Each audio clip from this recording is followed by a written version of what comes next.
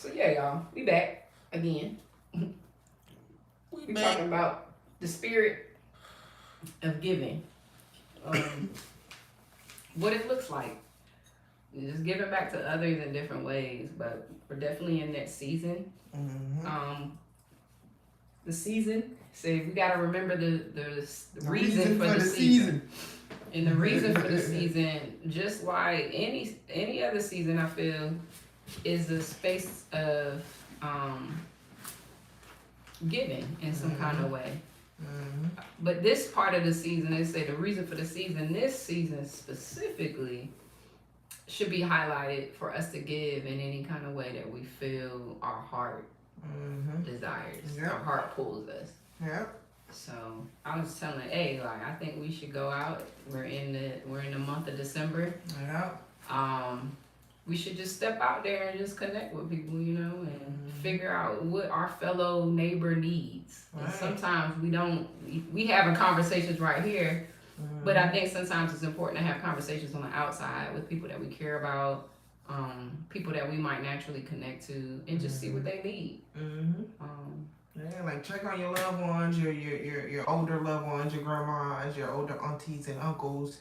You know, those may be handicapped or blind or whatever. You know what I'm saying? Just make sure that you check on them. Make sure. I ran into a little incident. Probably, well, it wasn't an incident, but it's pertaining to the topic of the conversation. You know what I'm saying? Okay. I was at a gas station up the street about maybe a week ago. Okay. And this is a little kid. I don't know how old he is, but I'm gonna just refer to him as a little kid. He looks younger than me. You know what I mean? So, you know, he's out there, he's homeless or whatever. He's going through all the trash, you know. And as I'm watching him, you know, I'm also sitting there eating my food. So I'm like, okay, you know, clearly he's homeless. You know, he has on whatever he can to keep him warm.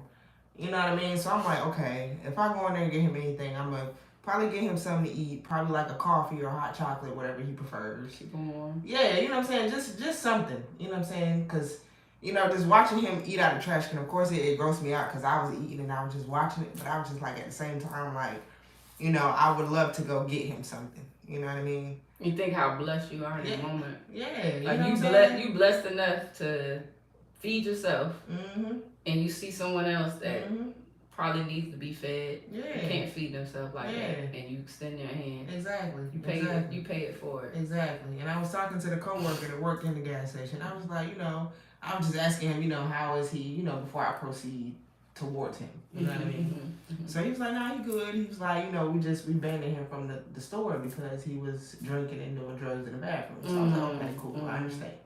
You know, so he does stay outside and, you know, but he does go through every trash can. You know what I mean?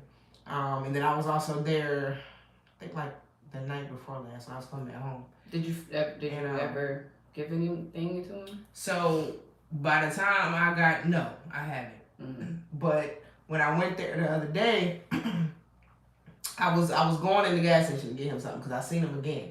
Because he had left the first time. You know what I'm saying? So by the time I got done eating, I was on the phone and shit. Running my mouth. You know what I mean? So by the time I got done doing all that, he was gone. Okay. But I had circled, you know, the block or whatever over there by Crazy D's, the Food Line, Hardee's. You know what I'm saying? I circled all of that to see was he over there. He was gone. So I was like, okay, cool. I'm pretty sure I'll run into him again. Okay.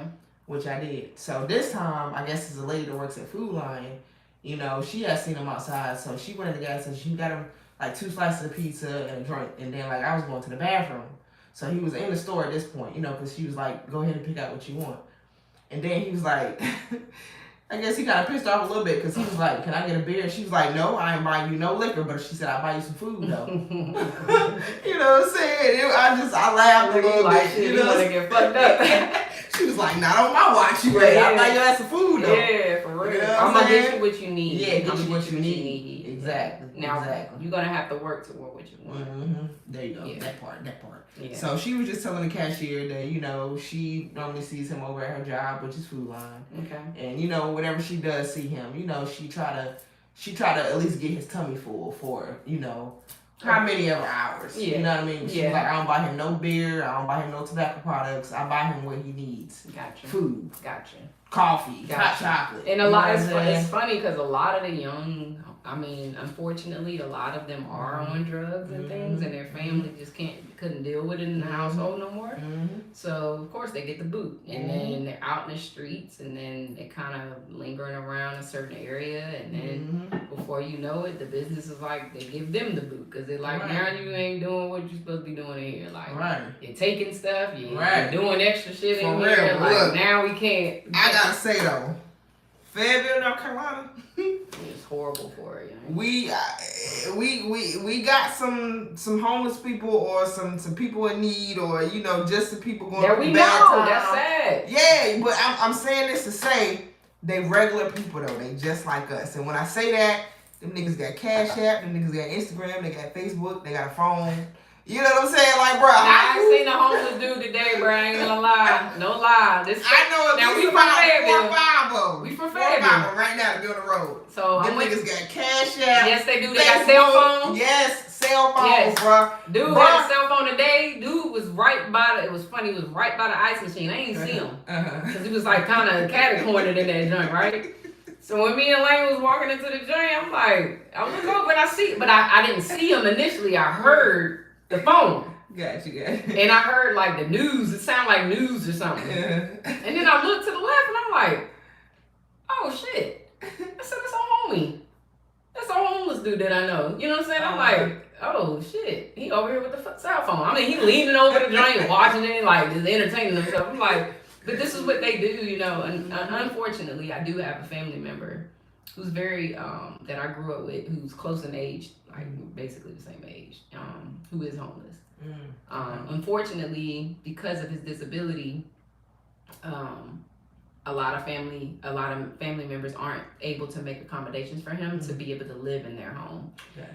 His grandmother, because of what he's brought to her home over the years, the fear and where she's at in her life, she doesn't want him in her home. And I can only respect that, you know what I mean? But it is sad because there's a lot of homeless people out there, and my thing is you just have to have a heart of this. You have to have the spirit of discernment to know who and when to help. Because sometimes it's definitely the spirit of discernment. Yes, because sometimes I sat in the car and I watched him. You know what I'm saying, for a little bit before I just initially just got out. I was like, oh, okay, you know. I was like, let me watch him a little bit. You know, fill him out. Let me see if I can approach him first and foremost. If he's approachable, exactly. Right. You know what I'm saying? Right. So you know, of course, with me getting out of the car, going to the gas station, I'm like, look, I'm about to go get you something. Just wait right here. You know what I mean? Yeah. At least give him that option or opportunity. You know what I mean? Right. But yeah, don't ask me for no liquor, you know. Yeah, I ain't finna buy you no drugs, I ain't finna buy you no liquor. Right. But I'll put some food in your belly. I'll put some food in your belly. And if I had it like that, I ain't gonna lie. I put somebody up to lay for the night. You know what I mean? I'm gonna tell you. Cause there's a lot of kids. There's a situation here in our city. I just recently found. Actually, it wasn't so recent, but it was this year where I found out that it was a young lady who had just had a daughter, and she's still in high school, and her and her mom were living in a car with her child. So it's 3 of them living in a vehicle. And I'm like, this young lady has to go to school every day with the fact that the roof over her head is a vehicle. Her baby has to be limited to that space. And who else knows? I mean, the security of that. You know what I mean? That really pulled at my heartstring. Unfortunately, I couldn't get more information to find out who this young lady was because I heard this from a family member. And that family member knew of the situation, but of course didn't know. But excuse me. Bless you. Excuse me. Excuse me. Damn, let's say 3. Bless you. Good night. Bless you. Sorry, y'all. But yeah, it's just some situations like that now where you think about it and it's like, dang, it puts me in a place where I'm like, I am blessed. You know, I don't have the world. I don't think anybody owns the world, you know, but when we have extra to give, we should be willing to give that. Because when you're looking at, well, I'm holding and harboring and stuff, like, no, that's hoarding for one. And that's really being selfish. Like, you might have something collecting dust in your cabinet. Right. That, or you could cans of food, you know, simple cans of food that could go and it get extended to a food bank that might feed a family or two for a week. Just to like help them out until they get paid again. Right. You know, or until they get that next meal. I think about that. Because none of us are far from that situation happening to us. Things could be simply wiped away from us, and we have to start from scratch. Right. That's true. So, that's true. If we can appreciate giving back to others, God will bless us tenfold. Yeah, most definitely. For sure, He will bless us tenfold. Most definitely, for sure. But what do you think about all that, though? I mean, I love giving back. You know, I love helping out people. I love helping out people in the community. You know, and then just too for the less fortunate people. You know what I mean? If I'm the type of person, if I got it, I don't mind. Yeah. You know what I'm saying? If I got it, it's yours. If you need it, it's yours. Exactly. If you need it, it's yours. Exactly. I mean, of course, you pick and choose, you know, your battles or your person and who you want to extend. But just watching him, it moved me. You know what I mean? In a way to where, you know, I wanted to get him something. Right. You know, but when I seen the lady buying him something, I was like, okay, he good. He got 2 slices of pizza. He got 2 drinks. You know what I mean? So yeah. But you know what? I know where he gonna be at. Or I know where he is at. You know what I mean? Yeah. And you can find the time to bless him. I piggybacking on that. It's an idea where if you can't bless one, then you find another one to bless. There's so many people out there that need, you know, that need more than what we need. And that's kind of where I got my mindset with my parents. Is like, my mom would always tell me, like, be thankful for what you have, because there's someone else who doesn't have. There's always someone who has less than. So think about what you do have and be thankful for what you do have. You get a meal put on the table each and every night. There's children who don't get those meals. Right. You know? And that's kind of how my parents got me into eating all the shit on my plate, because I'm like, they'd be like, there's a child that ain't getting that. And I think, like, dang, a classmate or something. You know, and it would make it real for me. Like, you could be a classmate or something that you go to school with that's not getting a meal at night. Right. So be thankful for what you have. Thankful for what you have. Yeah. I'm thankful, grateful, blessed. Most definitely. All that. You know what I'm saying? So that's the topic of this discussion. That's the topic of the discussion, y'all. Be blessed. Be a blessing. Give back when you feel it. You know, don't just do it because somebody else wants you to do it. Do it when you genuinely feel it. And it ain't necessarily going out into the homeless and feeding people. It could be going to a school and mentoring a child. It could be going to the hospital and just being a smiling face to somebody to lift their spirits, you know. Going that bitch start dancing. Yeah, you know what I'm saying? Like, and before we jump off, I wanna share this with y'all. So last week, I had 2 friends I had a family member and a friend of the family who both were in the hospital at the same time. And, you know, holidays here, you think about, like, they want to be home with their family. You know, they want to be home, not sick. They want to be celebrating the holiday. So knowing that some of my family members were out of town and visiting their family and able to enjoy the holiday, I took it upon myself to take me and my son, we went to the hospital. And I went to visit those 2 family members. Okay. You know, and those 2 family members is funny. Well, they don't even know each other.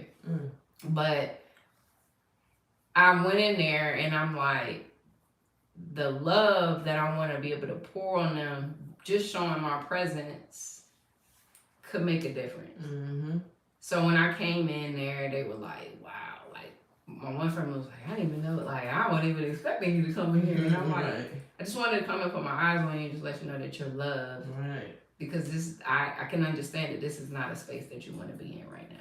You know what I mean? But just know that I love you and I'm thinking about you. And I'm wishing you home soon. Oh, that's right. Sweet. Go to visit my next family member. Yeah, it's too sweet. But to me, that's something that I remember when I was a lot younger, and my mom was sharing how my grandfather would go, and this is my father's father. Like, he would come down to North Carolina, or anywhere, and he would go to funerals. He would go to the hospital, and I mean, we can kind of laugh about it because I thought it was funny when I was younger. He would know these people. Yeah, he didn't even. Yeah, and I asked my mom, like, he's going to a lot. Did he know these people? And she's like, no, he didn't.